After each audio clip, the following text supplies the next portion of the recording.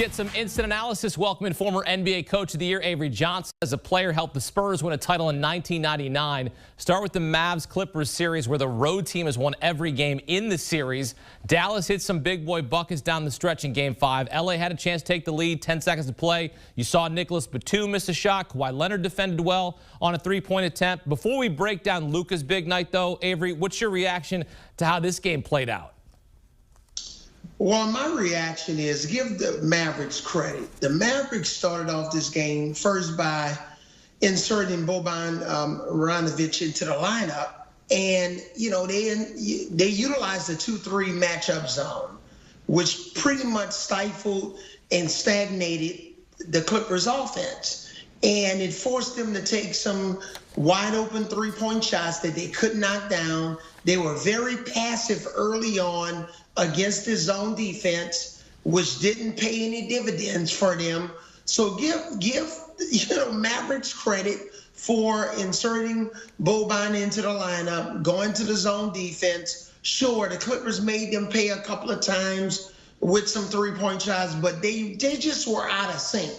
And then at the end of the game, PG-13 or PG Tragic or whatever Paul George's name is, he had 2 consecutive turnovers that contributed to this loss. Sure, Kawhi Leonard's shot came up at the end, and we showed the highlights of Rajon Rondo having a conversation with him. But this was Paul George late in the game, coming up short with 2 consistent turnovers, which led to this Mavericks victory. But give the Mavericks credit, because a lot of times when a team win a game, we don't give them enough credit. We always want to focus on the malfunctions of the losing team. All right, well, Luka was the story of this game. He went from having a pain in the neck to being a pain in the neck. Coming off his worst game of the series in Game 4, he had 19 points. He had 19 in the first quarter on Wednesday on his way to 42-point, 14-assist game. What'd you see from Luka in Game 5? Well, I just saw a high level of aggressiveness. You know, obviously he was really hot from the three-point line, you know, just in the first quarter. I mean, he could not miss. He shoots threes better than he shoots free throws. Let that be known. I don't know if the Clippers should go to a hack of Luka when the Mavericks are in the bonus. But this kid is deadly from behind a three-point shot. But also, it's not just Luka. There's a correlation with the Mavericks being successful against the Clippers. It's also Tim Hardaway Jr. Tim Hardaway Jr., he probably should just stay in L.A. because, you know, the rims are very kind to him in L.A. He shoots the ball extremely well. Rarely do you see a situation where you see 2 players from a team that's in double figures outperform a team that has 5 players in double figures in the playoffs. But, hey, Luka goes for 40-plus points. Tim Hardaway goes for 20-plus points. The Clippers had 5 guys in double figures, but the Mavericks win the game, all because Luka, Larry Bird, the great one, showed up again tonight. I guess his neck was feeling a whole lot better.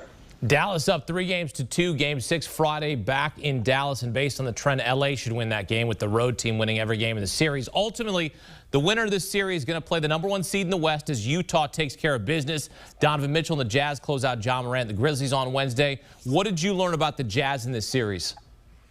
Well, nothing more than we've known all season. This is a very deep basketball team. My concern against Memphis was, you know, Donovan Mitchell's health situation. It's the same way with Anthony Davis. If Anthony Davis is not healthy for the Lakers, they're going to have a hard time beating the Phoenix Suns. If Donovan Mitchell was consistently injured against the Memphis Grizzlies, then Ja Morant, Dillon Brooks, and all those young guys, Jaren Jackson Jr., they're going to play at a different level. But if Donovan Mitchell is playing at a high level, I mean, this guy has, what, the second highest scoring performance in a loss in the playoffs.